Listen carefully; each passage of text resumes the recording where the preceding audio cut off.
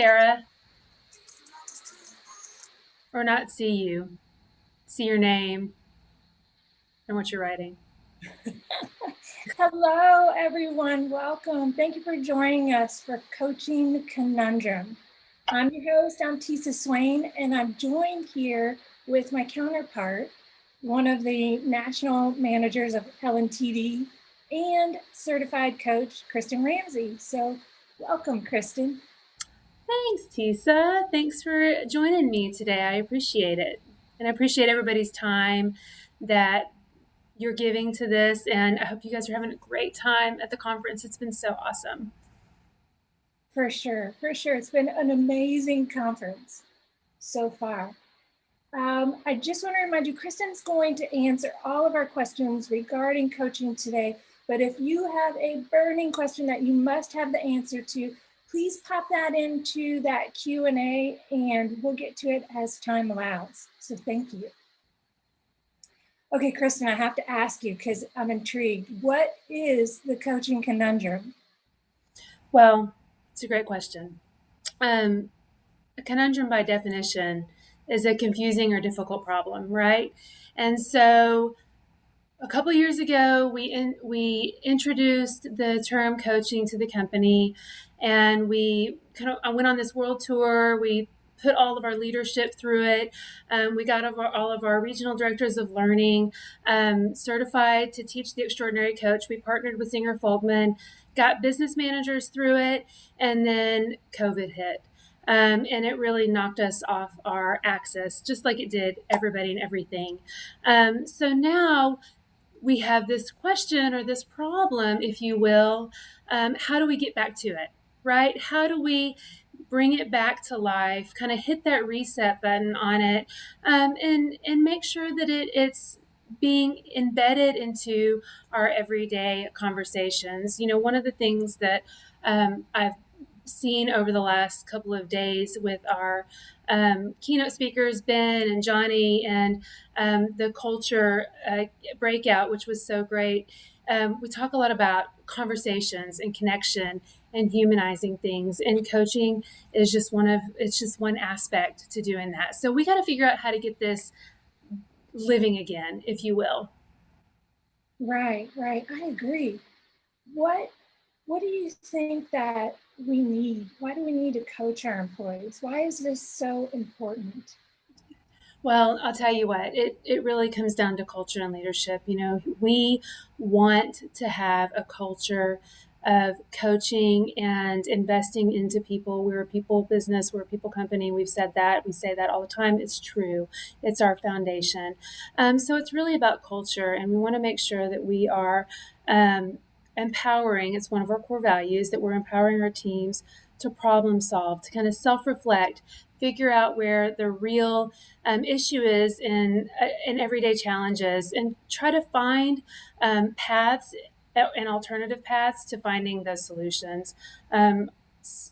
People will often hear me talk about our culture and then microcultures, right? So when we're talking about microcultures, that's cultures at the property level or at the regional office level.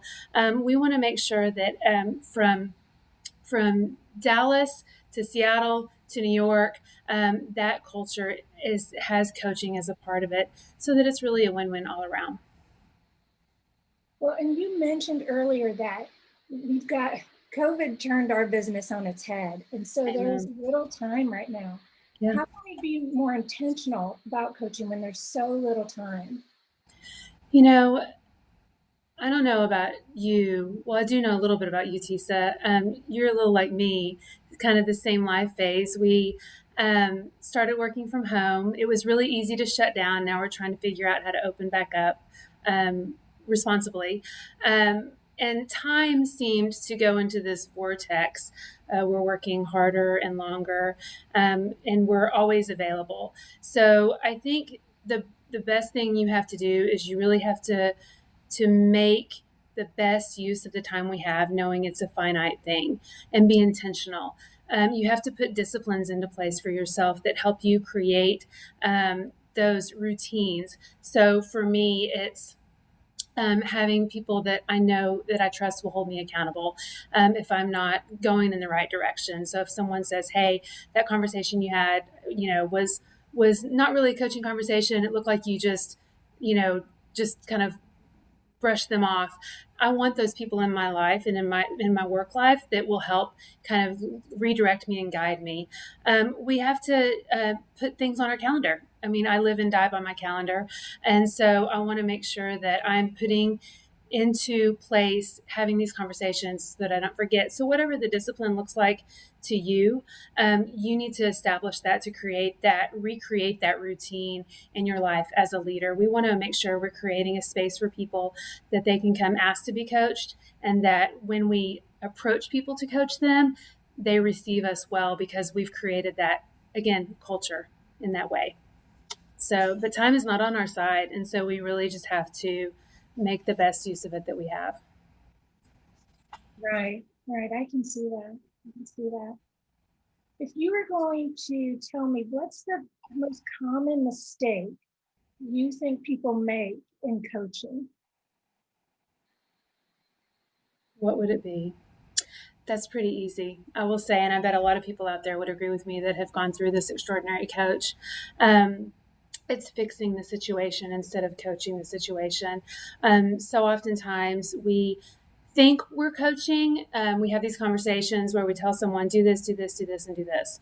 But that's really not coaching. That is fixing a situation, that's giving advice. And that really can come from various places.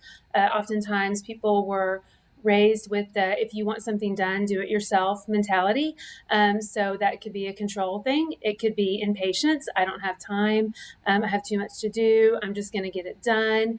But really, I think it's just a lack of understanding, not really understanding what coaching is. So, as I said earlier, we have our extraordinary coaching class that a lot of the company's been through, and we're going to pick that up for our regions. And so FUEL is one of the acronyms that we use in partnering with Zinger Folkman, and it really teaches you how to have that coaching conversation. And coaching conversations are pretty easy. They can be 10 minutes, they can be 15 minutes, but it talks about how to frame out that conversation, understand the current state of the person that you're talking to, where are they coming from, explore where they want to go, and then laying out that success plan. So you got to have a plan, right? You got to know where you're going. If you don't know where you're going, you're not going to know how to get there. So we want to make sure that we teach people to lay out that success plan.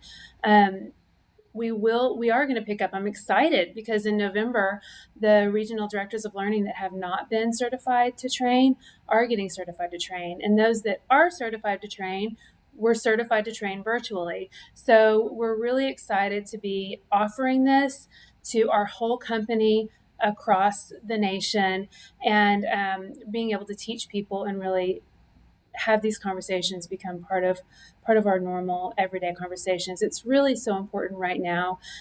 People are working from home. They're task driven. We're just trying to get through the day, get so much done. You and I both know our to-do lists are really, really long. But we need that connection. We need to be intentional about giving people the time to talk through the things they're going through. And if they're having a challenge, if a manager is having a challenge with some staff, they need to be able to be empowered to try to figure out what is really going on, versus someone stepping in and just saying, this is what you need to do. I'll figure it out. I'll do it for you. Right, right. It's our nature to just fix things. Oh, yeah. Step back and really, Absolutely. really be intentional about coaching. That's right. You Absolutely. mentioned also like people can be confused about what coaching is. Could you tell me the difference? Like, what is the difference between coaching, feedback, and mentoring? Absolutely. So that's a really good question, because I think oftentimes we tend to put it in one bucket. We kind of put training, mentoring, feedback, coaching all right over here, and they're very different things. So I'm just going to start with training, even though I know we really didn't mention that. Training is really imparting a skill, right? So we're going to train someone how to lease an apartment. We're going to train someone how to use CRM or how to complete a market survey. We're teaching them a task. We're teaching them a skill on how to do something. It's really a one-stop shop, if you will. Coaching and mentoring and feedback, you have mentoring, which is imparting wisdom. So I can be a mentor to someone if I've walked that path before them. So, for example, I have a couple of ladies in my life that are working moms. They're about 10 years younger than me. I mentor them because I can because I've walked that path before them. So, if I'm looking at Lincoln and I want to move and I want to look at my career path and I want to move forward, I'm going to find someone that's walked that path before me and I'm going to ask them to come alongside me, or I'm going to offer to come alongside someone because we can relate. So it's really a long road. And then feedback is a gift. Man, feedback is such a gift, and oftentimes we get a little bit afraid of feedback. And I'm so excited about reflective coming, but feedback is giving someone the gift of perspective, if you will, and telling them what you see. So saying, "Hey, Tisa, you know, you were right here a while ago in your career, or where I see you right now. Right now you're here. I want you to be here, and this is how I'm going to get you there." So it's saying these are the things I see, and this is the things I want to see, and this is how I'm going to help get you there. And that's feedback. And so I think we need to get rid of that misnomer of feedback that it's something negative, because it really is a gift. And then coaching is just all about conversation. Coaching is asking questions to help that person come to the conclusion on their own. So, if you're having a challenge with someone, so for instance, if I'm talking to one of my managers and I say, I have this really big challenge, I'm going to ask them questions to figure it out themselves. I'm going to ask them a set of what questions. What do you see as the issue? What do you think will happen if we don't resolve this? Where do you see this resolving itself if we do this? Well, what if we do this? And in giving them the opportunity to figure things out themselves, because so oftentimes we think the problem is the problem, but it's not actually the problem. The problem is usually the problem is me. So oftentimes it just creates that self-reflection of, hey, I really need to look a little bit differently at this situation, because it's not always obvious what it seems. I don't know if you've seen, I love that video, and I showed it a couple of years ago. And it's not necessarily a business video, but it's a great video it's not about the nail. And, there's two people sitting there, and it's a couple, and the girl's got a nail in her head, and the husband's like, I mean, I know how to fix this. And she's like, you don't know how to fix this. It's not about this. And, he's like, well, if you just, take the nail out of your head, it would fix it. But the whole point is that's not the problem.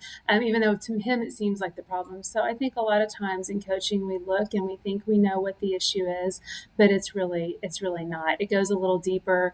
It goes a little different. And we have to be able to help empower our people to figure that out through just good coaching communication. Yeah, I love your breakdown of all three of them. And apparently so does the chat. It's really helpful that we see kind of each one sectioned out so that we really provide true coaching at the time when it's most warranted.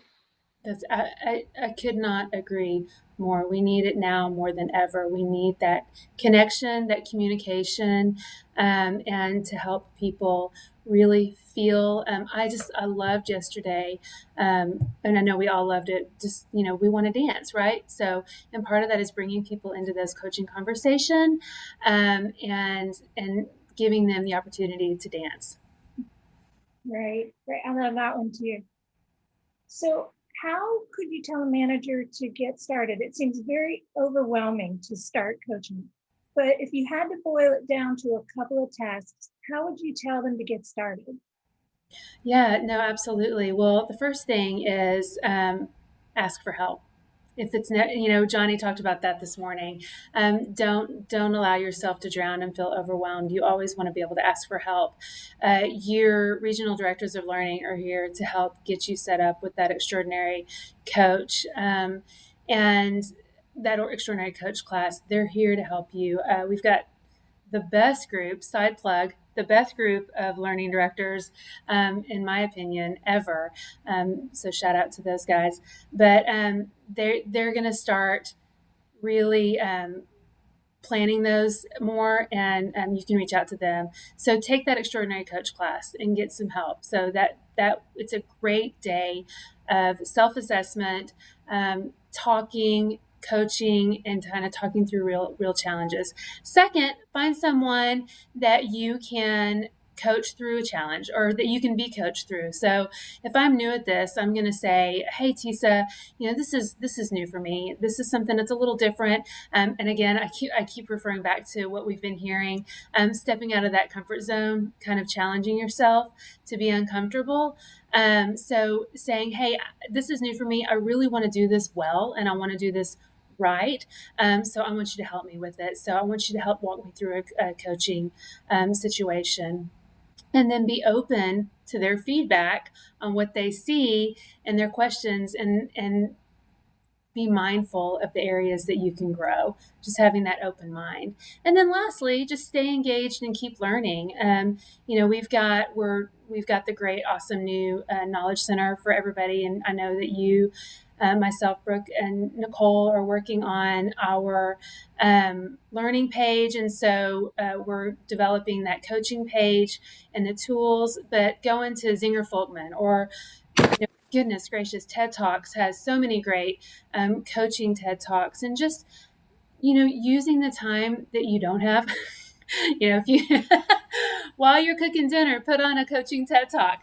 But just making sure that you are owning your coaching efforts, and that you're learning and growing and getting a good grasp of what it means to be a coach, and just knowing that. And of course, people can always reach out to me, because we all need more help than we think we do, even me. So I totally do. So we always want to help each other develop. So yeah, so that's where we could start. Great. Okay, I'm going to take a question from Okay. our panels here. One of the questions from Debbie Jones is, how do we reach out to people? Everybody's different. And so how do you reach each person through coaching? Do you have to adapt? Well, I think you have to establish some norms. So what does it look like for you? How does that person best communicate? How do you best communicate to that person? And it's really going to depend on how well you know them, and what your vision is for that coaching conversation. So is it someone that you're overseeing? Maybe you're in a supervisor position, and you see that you would like to see them engage in those coaching conversations a little bit more. But I think for always framing out that conversation is really important, and giving context to what you want to talk about. So sometimes in our classes, I'll talk about some people who, if someone's a big talker, so you want to call and have a conversation with them, but they kind of tend to get a little squirreled, and they want to talk and chit chat. Framing out that conversation, saying, hey, I want to take 10 minutes and talk to you about this, is going to really help set that conversation up for success. So, and obviously just keeping a really positive, open attitude with it as well.